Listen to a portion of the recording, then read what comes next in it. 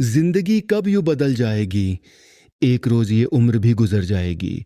दोस्तों, मेरा नाम है श्रीकांत शर्मा, कहानियां सुनाता हूं। आज की कहानी है डर से ऊपर भानु की कहानी। इसको लिखा है हमारी मंडली की सदस्या अमृता शर्मा ने। बहुत समय पहले की बात है। हिमालय की तलहटी में घने जंगलों और गुनगुनाते झरनों के बीच बसा हुआ एक छोटा सा राज्य था, अरण्यपुर। अरण्यपुर में लोग सीधी सरल जिंदगी जीते थे। खेत खलिहान, पशुपालन और जंगल से मिलने वाली हर चीज ही उनकी दुनिया थी। पर अरण्यपुर के लोगों के दिलों पर एक काला साया बैठा रहता था, उत्तर की ओर से बार बार आने वाले निहायत निर्दयी डाकुओं का, जिनका सरदार काला नाग कहा जाता था। काला नाग अपने नाम की तरह क्रूर और चालाक था। उसने कई गांव लूटे, कई अकारण निर्दोषों का खून किया और उसके डरावने कृत्यों की बातें दूर दूर तक फैल गईं। राजा वीरेंद्र सिंह, जो कि न्यायप्रिय और सज्जन थे, अपनी सीमा की रक्षा के लिए युद्ध तैयारी करते, पर काला नाग की चालाकी और उसकी भारी टोली अक्सर हर योजना को धराशायी कर देती। सैनिक थक चुके थे, गांव वाले भयभीत थे और उम्मीद धीरे धीरे फीकी पड़ रही थी। अरण्यपुर के एक किनारे पर एक छोटा सा गांव था, तिलकपुर। उसी गांव में भानु नाम का एक अनाथ लड़का रहता था। भानु के चेहरे पर किसी राजकुमार सा गौरव नहीं था, पर उसके हृदय में एक अजीब सी ठोस इच्छा शक्ति और उसकी आंखों में जिज्ञासा की चमक थी। बचपन से ही उसने कठिनाइयां देखीं। पालने पोसने वाला कोई नहीं था, पर उसकी बुद्धि तेज थी और आत्मविश्वास गहरा। भानु दिन भर बकरियां चराता, पेड़ों पर चढ़कर पक्षियों की आवाजें सुनता और शाम को गांव के बुजुर्ग से लोक कथाएं सुनता। उन कथाओं में वीरता, चतुराई और त्याग के ऐसे किस्से थे कि भानु के भीतर भी एक दिन कुछ बड़ा करने की चाह जगती। एक वर्ष जब ठंडी हवाएं पहाड़ों से उतर रही थीं और खेतों में हल्की बर्फ के निशान थे, गांव में अफवाह दौड़ी कि काला नाग फिर सक्रिय हो गया है। उसने छोटे छोटे गांवों पर हमला किया और लौटते वक्त साजिश रचकर लोगों में भय भर दिया। तिलकपुर के लोग जमकर चिंतित हुए।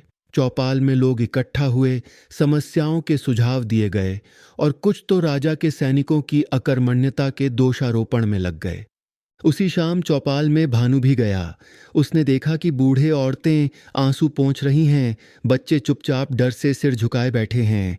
कई युवाओं ने कहा कि सैनिकों को और हथियार चाहिए। कुछ ने कहा कि काला नाग के ठिकानों की छानबीन की जानी चाहिए। चर्चा लंबी चली और अंत में राजा के भेजे हुए सैनिकों की आलोचना में ही सारा समय निकल गया। भानु खड़ा रहा। उसे लगा जैसे उसके भीतर आग जल रही हो। उसने धीरे से कहा, डरो मत, हम लोग अगर मिलकर योजना बनाए तो डाकू कुछ भी नहीं कर पाएंगे। उसकी आवाज में नकली आत्मविश्वास नहीं था, उसमें सच्ची दृढ़ता थी। कुछ लोग मुस्कुराए और बोले, भानु बच्चा है, वह क्या बचाव करेगा। पर कुछ बुजुर्गों की आंखों में उम्मीद की झलक दिखी। गांव का वृद्ध चतुर मोहन, जो रहस्यों और पुरानी कहानियों के झाता थे, भानु से बोले, बेटा हिम्मत अच्छी बात है, सुबंदा सह है। अगली सुबह भानु जंगल की ओर निकल पड़ा। उसके हाथ में केवल एक पुराना ठेला और दिल में आत्मविश्वास। जंगल में उसने एक बूढ़े साधु को घायल देखा। साधु के पैर में चोट लगी थी। भानु ने उसकी सेवा की, पानी दिया और जड़ी बूटी लगाई। साधु प्रसन्न हुए और बोले, बेटा तूने बिना स्वार्थ मेरी मदद की है, यह दिव्य दीपक ले ले। जब तुझे सबसे बड़ा अंधेरा घेरेगा, यह दीपक तुझे राह दिखाएगा। पर याद रख, इसका प्रकाश केवल सच्चे और निडर हृदय वालों को ही दिखाई देगा। भानु ने दीपक लिया। उसकी चमक अजीब सी थी, जैसे मन में हिम्मत जगा रही हो। उसी रात भानु ने सपना देखा कि पूरा अरण्यपुर डाकुओं के साए में है और वही दीपक जलाकर लोगों को सुरक्षित मार्ग दिखा रहा है।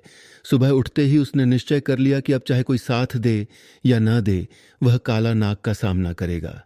दिन बीते और काला नाग ने अरण्यपुर पर सीधा आक्रमण करने का निश्चय किया। भानु ने अपने साथियों गंगा, मोहन, छम्मी और बूढ़े चतुर्मोहन को मिलाकर एक योजना बनाई। उन्होंने जंगल में छिपकर डाकुओं की बातें सुनी और उनके हमले की योजना जानी। गांव वाले अब भानु की बात मानने लगे थे।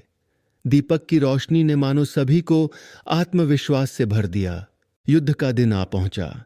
काला नाग अपनी भारी सेना के साथ आया।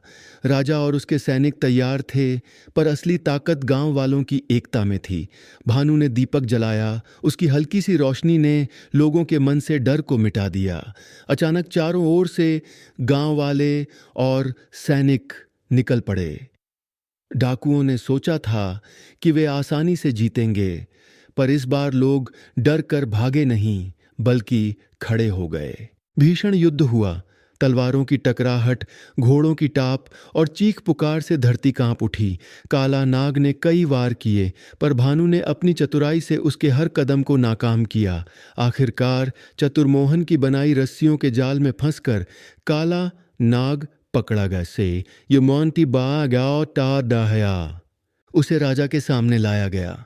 राजा ने पूछा, तूने निर्दोषों पर अत्याचार क्यों किया? काला नाग ने अपनी गलती मानने से इनकार किया। लोग क्रोध से भर गए। राजा ने उसे मृत्यु दंड देने का विचार किया, पर भानु ने कहा, महाराज, हिंसा से हिंसा नहीं मिटती। उसे सजा दीजिए, पर ऐसी कि उसका मन बदल जाए। उसे उन्हीं गांव वालों की सेवा करनी चाहिए जिनका उसने नुकसान किया है। राजा ने भानु की बात मानी। काला नाग को कैद कर लिया गया और उसे गांवों में श्रम व सेवा का दंड दिया गया। धीरे धीरे राज्य में शांति लौटी। खेतों में हरियाली आई। लोग खुले मन से हंसने लगे। भानु ने कभी धन या पुरस्कार नहीं मांगा। उसने कहा, सबसे बड़ा इनाम यह है कि हमने अपने डर को हराया। वह दीपक जो साधु ने दिया था उसने लौटा दिया। बोला, दीपक केवल प्रतीक था, असली रोशनी तो हमारे भीतर थी। वक़्त के साथ भानु बूढ़ा हुआ, पर उसकी कहानियां गांव गांव में गूंजती रहीं। बच्चे उसे सुनते और सीखते कि सच्चा साहस ताकत से नहीं, बुद्धि और दया से होता है। कई पीढ़ियां बीतीं, पर अरण्यपुर में अब कभी अंधकार नहीं छाया। लोग भानु की गाथा गाते रहे, उस लड़के की जिसने दीपक जलाकर सबको डर से ऊपर उठना सिखाया। इस कहानी से हमें यह शिक्षा मिलती है कि डर पर विजय पाने के लिए केवल हथियार नहीं, बल्कि साहस, बुद्धि और दया सबसे बड़े साधन हैं।